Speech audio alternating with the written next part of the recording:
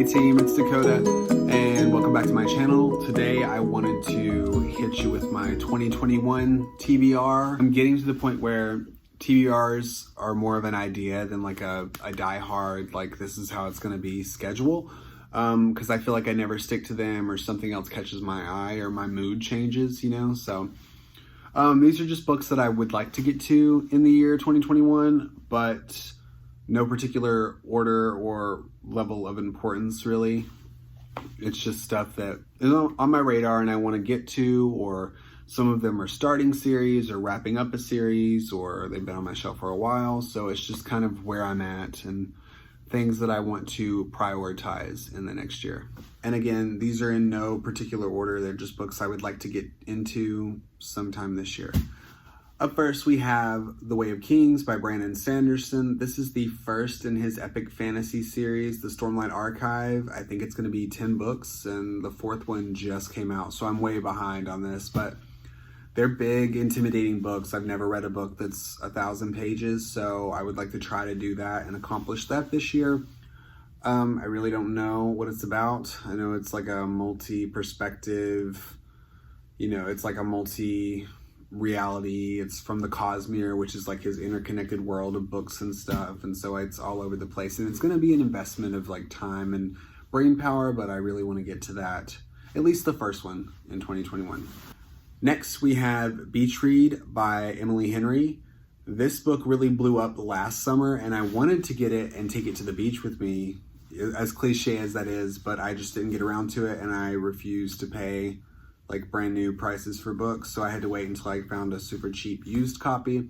But now I have one, so I want to read that. I believe this is a male-female romance. They're both writers, and they go to a beach, a coastline, some kind of ocean, and they're just trying to like get away, and one of them is really struggling to write, and one of them is like in the middle of a very successful career, and I think they come up with some kind of scheme to like write each other's work, and romance ensues. I've heard it's really, really good, so I'm excited to read it. I really don't do much in the romance world as far as reading goes, so I'm excited to read it and see what's up. Next, I would like to, at some point this year, read The Foxhole Court by Nora Sakovic. I feel like everyone in YA kind of knows what this is, and I am aware of it, but I don't really know much about it. I know there's like a fictional lacrosse style sport, and I think people have said it's graphic, and I think there's like some gay storylines in there somewhere, so I do want to read it. I just like the idea that it was independently published, and I think I'm going to just go ahead and bite the bullet. And I have all 3 copies of the book that I found used and super cheap, but I want to get the audiobook as well because I like to listen as I follow along. And the audiobook for like all 3 books is, I think, $2, so I can spring for that if it's going to help me get through it and kind of speed up the reading process for me. So I will read The Foxhole Court, I will read The Raven King, and then The King's Men. I would like to read all of the trilogy, and they're they're not really short books, but they're doable. So I'd like to read them all sequentially if possible. Next, I would like to, at some point this year, get to Tell the Wolves I'm Home by Carol Rivka Brunt. Margot from Epic Reads said this book like wrecked her, and I've heard it's a really beautiful book. It's got some really incredible blurbs on it.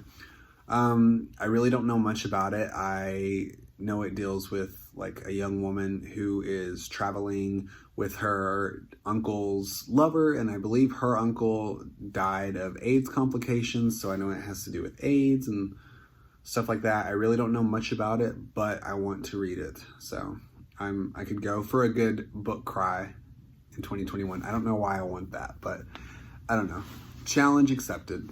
Tell the Wolves I'm Home, Carol Rivka Brunt. We'll see how good it is. Next, I cannot believe I have made it this long in reading YA and just reading in general and not read an Adam Silvera. I own several Adam Silveras and I have never read one.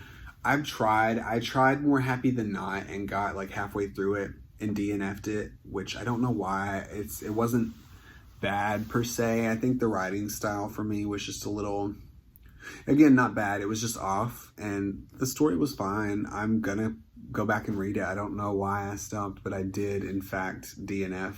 More happy than not. But the one I would like to get to is History Is All You Left Me by Adam Silvera. I really don't know anything about it. I think a young man's boyfriend dies unexpectedly in like a tragedy, a drowning or something like that. And it's just about him coping with the death and kind of like the aftermath of his lover's death. And I'm gonna read it. I'll let you know. First, Adam Silvera, we'll see.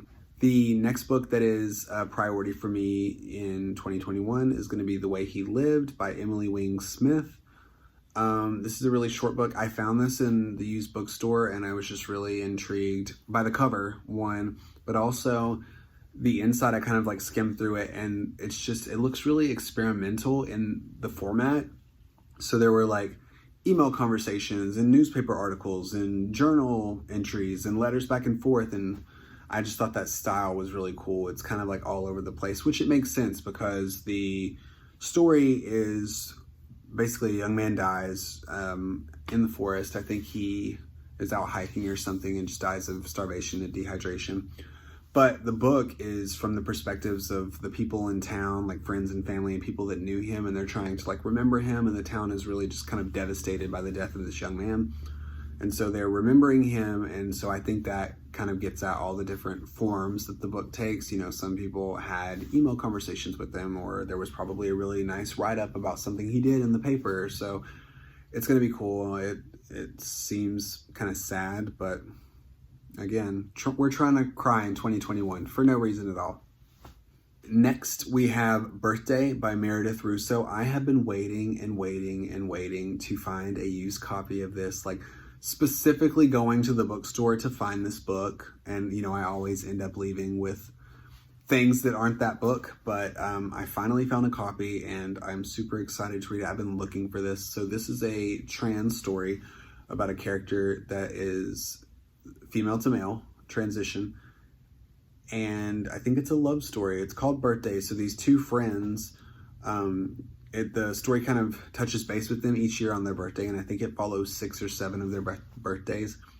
And they become friends, and then one of them transitions, and you know, I think it's kind of about the trials and tribulations that the transition has on the individual transitioning, but also on his friend.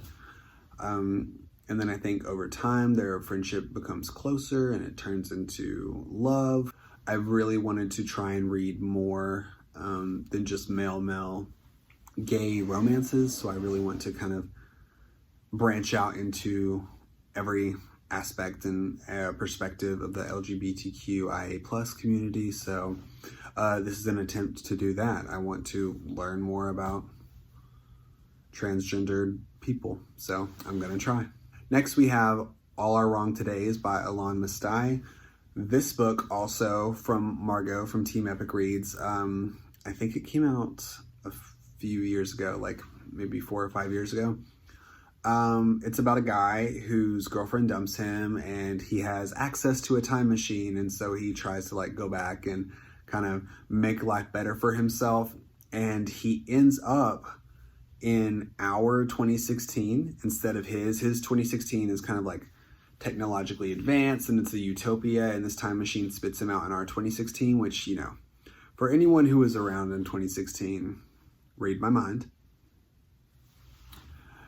It was a rough time in this country, and he's like, you know, oh my gosh, we got to get back. And so it's like a time travel dark comedy kind of situation. It's technically adult fantasy, I believe she said, but I love a good time travel story, so we're going to see how it goes. Next, we have The Human Sun by Adrian Walker. This one I did buy new. I was in the bookstore and I saw the cover and it just like caught my eye, and I read the back of it and I was like, this book sounds so cool, I'm going to get it. And it was like $8, so.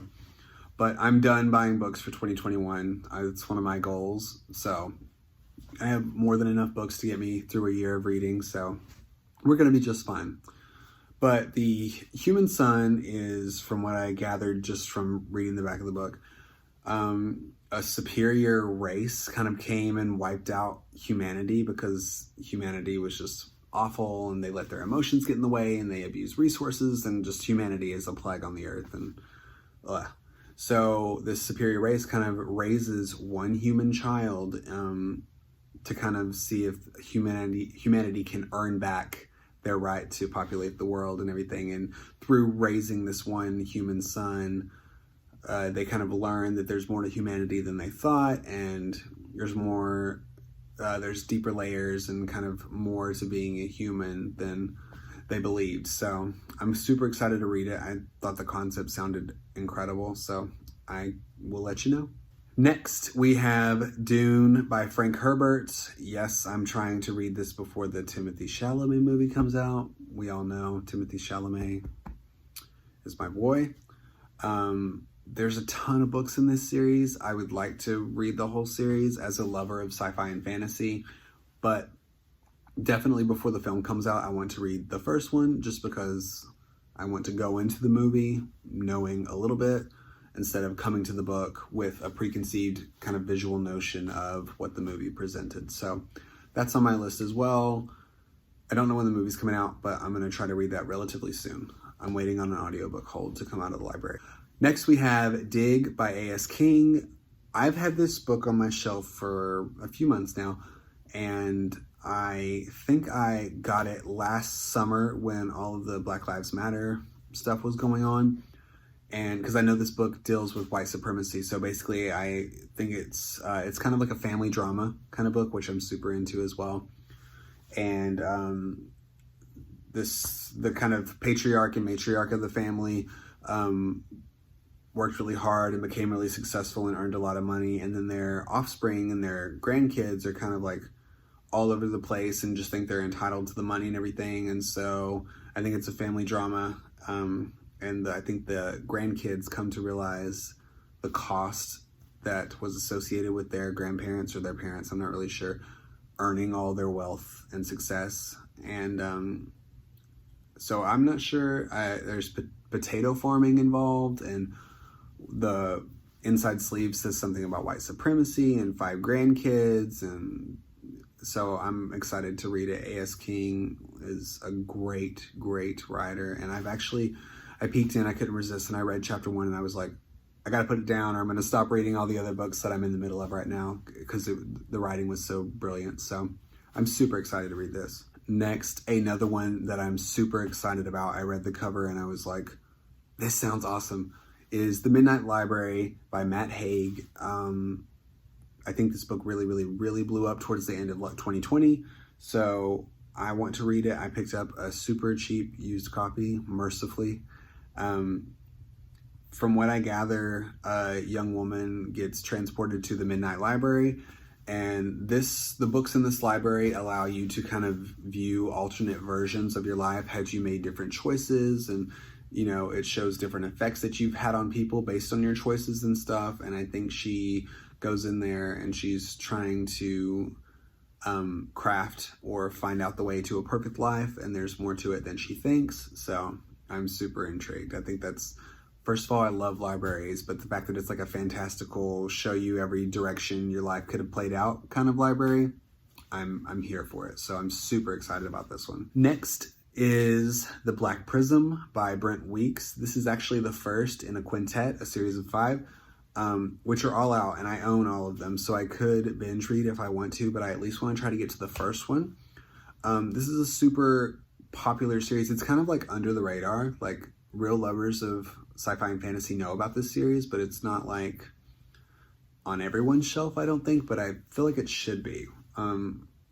It's dealing with a world where magic is based on the spectrum of color, and so different colors correspond to different types of magic and stuff. And I'm all about it. There's like this guy who is like, oh gosh, what's he called? The Prism.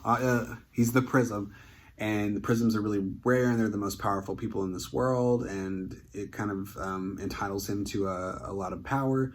And he finds out that he has a son, and so I'm all for a father-son drama. So I don't know if I'm going to read the whole series this year, but I at least want to read the first one. Same with Way of Kings. I just want to kind of introduce myself into the series and maybe slowly pace my way through. But I've heard that when people space out their reading of these big books, they have to go back and do rereads because there's so much information that they forgot. So I don't know if I should binge the Black Prism series and just like do it, or if I should just kind of space them out and read them on my own time. I've heard he does really good summaries of the book that came before in the series, so we will see. No promises. Definitely going to read the first one. Don't know if I'll get to all 5. Next, we have Like a Love Story by Abdi Azimian. This book is centered in New York in the 80s, and it deals with the AIDS crisis. I believe it follows 3 teenagers from different walks of life, and I think they're all kind of responding to and dealing with the AIDS crisis at the time in different ways. And so I definitely think this is like a gay story, AIDS story, like how terrifying it must have been to live in those times and be a gay person. So I'm excited to read this. It has the Stonewall medal on it, so anytime a book has a medal like that, I kind of just gravitate towards it because I feel like it's historically relevant, and as a member of the LGBTQIA+ community, I need to know my history, so I do plan to read that. Even if it's a fictional retelling, I believe it's rooted in factual history. So next is Looking Back by Lois Lowry. This is one of my favorite authors of all time. For those of you who don't know, the first book I ever read and finished on my own, start to finish, was The Giver by Lois Lowry, and she is an autobi author. I love The Giver. It's one of the most near and dear books to my heart. And in this book, I think it's like a memoir. It's a combination of kind of pictures and essays written by her and stuff. And it's talking about her creative process and where she got her ideas from and background on her life and everything. So I am more than happy to learn about the past of one of my favorite authors of all time. So I found this in the used bookstore, and it's super short. Like, it's mostly a picture book with a few small little chunks in there, so I want to get through that pretty quickly, but I think it'll be interesting to see where her ideas for her pivotal novels came from. Next, we have Crooked Kingdom by Leigh Bardugo. Six of Crows was in my 2020 Best Books of the Year video, and I didn't immediately grab Crooked Kingdom. I wanted to kind of take a minute. But I do need to finish the series because I did like it, and I've heard Crooked Kingdom is even better than Six of Crows. Six of Crows did kind of leave on a cliffhanger-y kind of note, so I'm interested to see how this is going to wrap up. There's a rumor that there could be a third one, but I don't think that's going to happen. So I want to finish up the series and just kind of be done with it.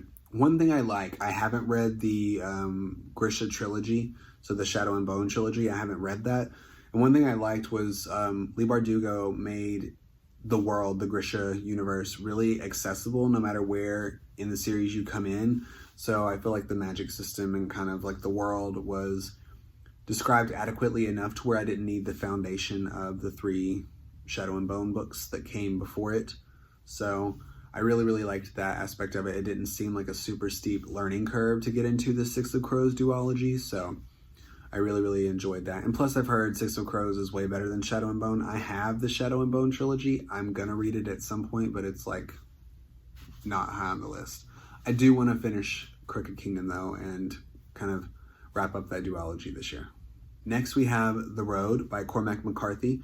This is a super old book, and there's been a film. I somehow haven't been spoiled. If there are spoilers, I haven't seen the film, don't know much about the book. It's like a post-apocalyptic America, and a father and son are kind of journeying through a ravaged country and trying to survive. And really what helps them get through is their love for one another, and their relationship is what kind of helps them have the willpower to move on in such a desolate world. I really don't know anything about it other than it's post-apocalyptic and father and son kind of journeying, trying to survive. So I'm going to read it. I'm super excited. I've had that for a while, but I I don't know, I love a good father and son story, and I'm all about like post-apocalyptic, speculative, dystopian fiction, so I feel like this is gonna be right up my alley. And the last book, hold up.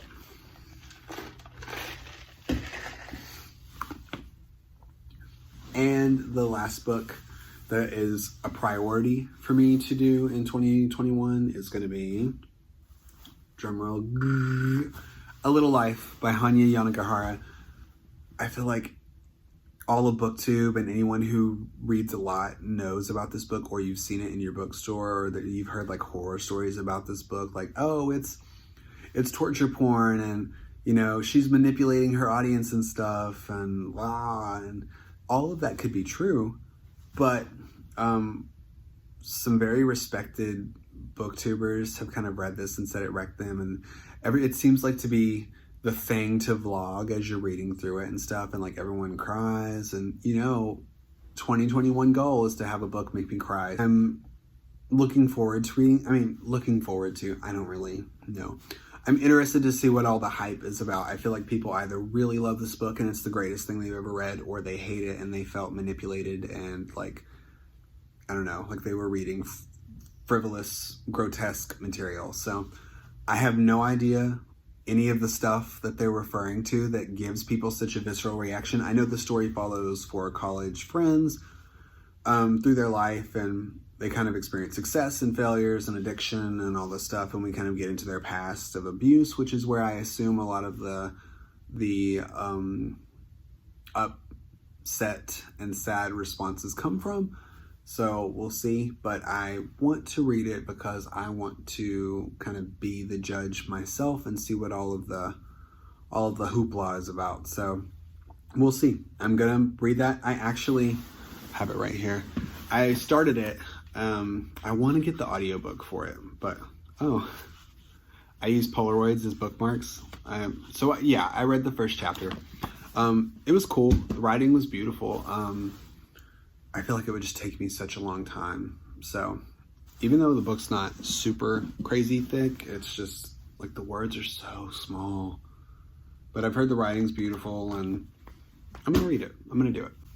So those are my 2021 goals. I'm currently reading things that aren't in this video.